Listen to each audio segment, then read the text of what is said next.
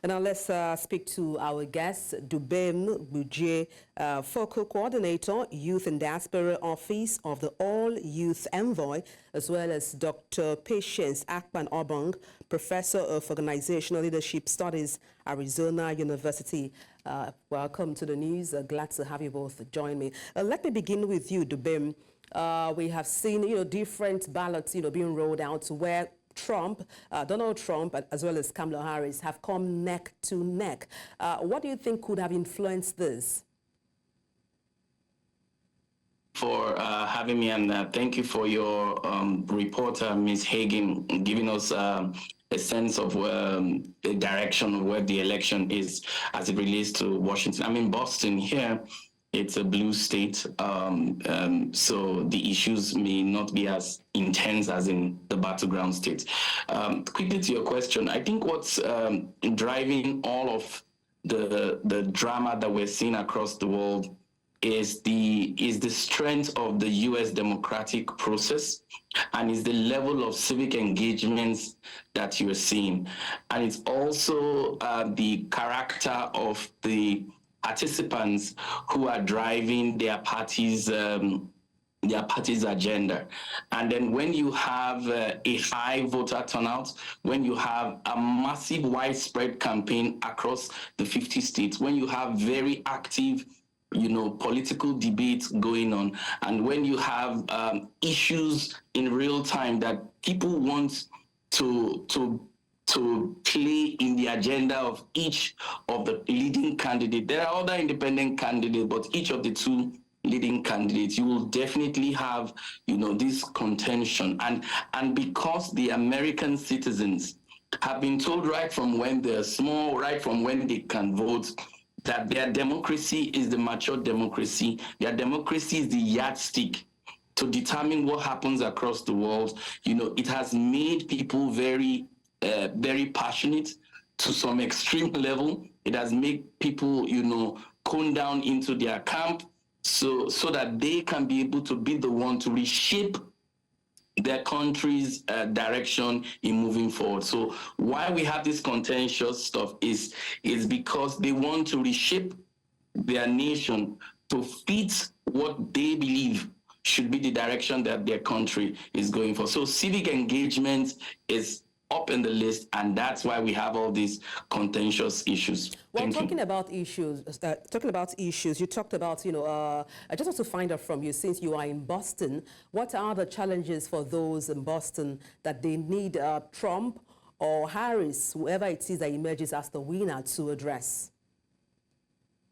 Yes, in all fairness and in the interest of transparency, if you've been following the U.S. politics, Massachusetts, where Boston, the biggest city, is a blue state. So it's not likely that, the Republicans here will win, the votes.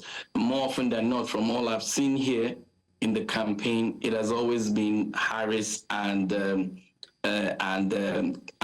world's banners and posters.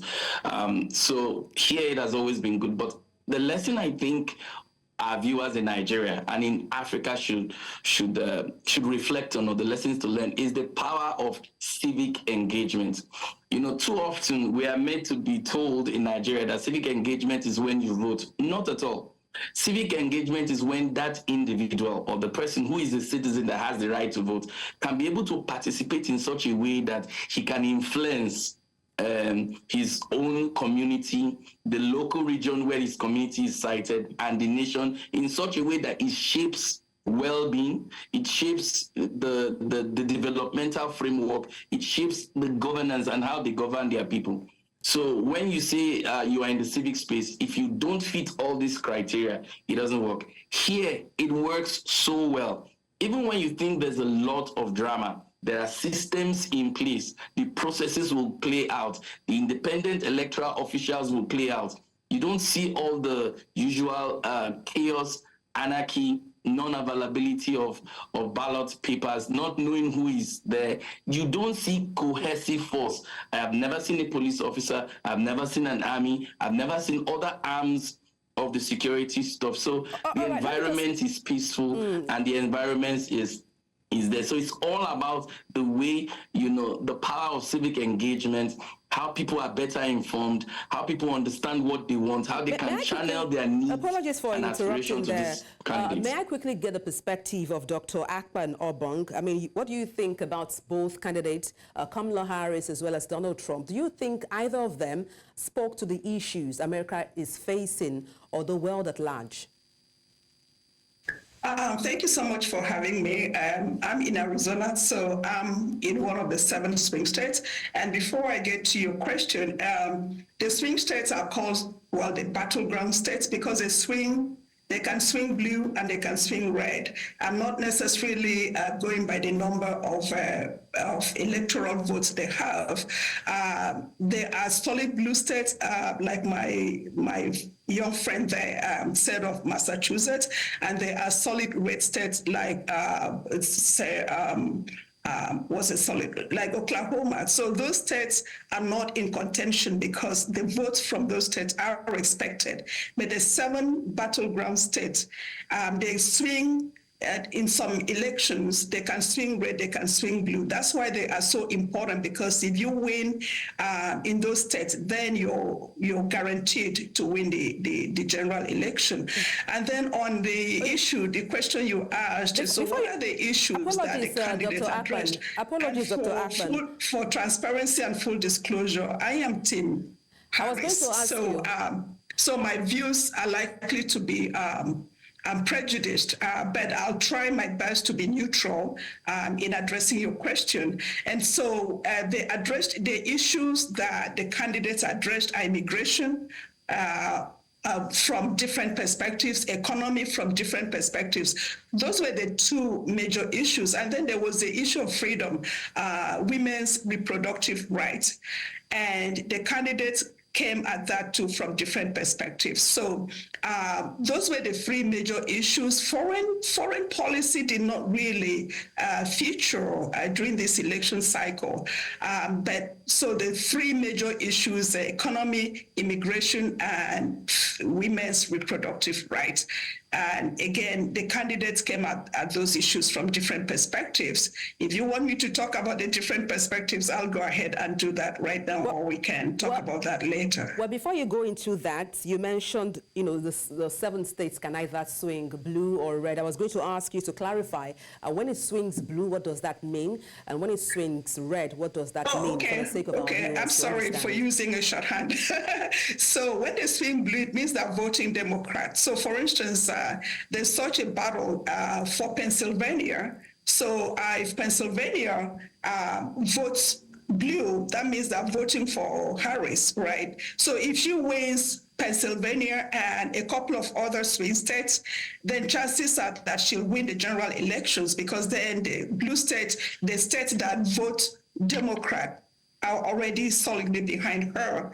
If Mr. Trump, on the other hand, wins Pennsylvania and a couple of other swing states, like say Michigan, Nevada, or even my Arizona, then chances are that he's going to win the general election, because the states that are voting Republican, those are the red states that are already solidly behind him. And so so when I say blue states, those are Democratic states, red states are Republican states. So the swing state will either swing Democratic or swing Republican. The interesting thing is that the Vice President Harris doesn't have to win all 7 swing states. Mr. Trump doesn't have to win all 7 swing states. If they win at least 3 of those states, they are okay. Whoever wins at least 3 of those states, they are okay. If there are no surprises in the solidly blue states or solidly red states. Recent polls shows that Iowa, which is considered a red state, may actually swing towards the vice president. So if that happens, so that creates a disruption in the analysis. Just one final question for both of us. Apologies for butting in there. We're pressed for time. Just one final question for you. Let me kick off with you, still following your line of thought, Dr. Akpan Obong. We've seen criticisms regarding manifesto from Kamala Harris saying she has not addressed key issues bordering on the people. What are your thoughts on that? Just briefly, Actually, as we wrap up. she has, just that people are not paying attention. She has addressed a lot of issues, and this election cycle is so divided. So we just listen to our echo chambers. So the people who are Republican or leaning Republican are also listening to whatever comes from that echo chamber, and vice versa. Vice President Harris was accused of not addressing issues. She has addressed issues. Mr. Trump has not really addressed issues except immigration and how he's going to deport immigrants and all of that. And so that nobody's tasking him on the issues he has not addressed. Everybody's tasking Vice President Harris on the issues she has actually addressed. But the general claim is that she hasn't addressed any issues. Let me quickly get the perspective of Dubem Gbuje regarding that narrative that Kamala Harris is not to address issues bordering on the people.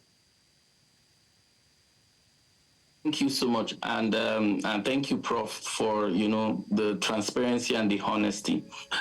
So the challenge we're learning as an African and as someone who is involved as an observer within the election, the challenge we're learning is that every of these political parties must know how to communicate effectively your strategy, your master plan, your overall favorable outcome for every of the thematic points that have been raised. On immigration, what are the common sense things you will do? What are the non-common sense things you will do? What are the current challenges you are facing? On the economy, are you going to open up the space for young people to be able to come into business? Are you going to lock up and create tariffs that can have unintended consequences? Are you going to do free for all? So the public are washed with so much of issues, and their lived reality is tough. It's becoming very tough right now in America for many people who do not have jobs. Even those that have jobs, because of the level of inflation, which is solely not the fault of the current administration, but the general global dynamics that are going on. Now, many of the Americans do not even understand how these global dynamics impact on how they produce, how inflation comes in, how their goods and services are delivered to them. So, but because people see in their reality, their paychecks are not enough to carry them home for all the wonderful things they want to do for their own people. So everybody enters into their echo chamber. Which of the parties have my interest at hand, depending. So for women who think reproductive health is their own, they have the party they want to pitch their tent with.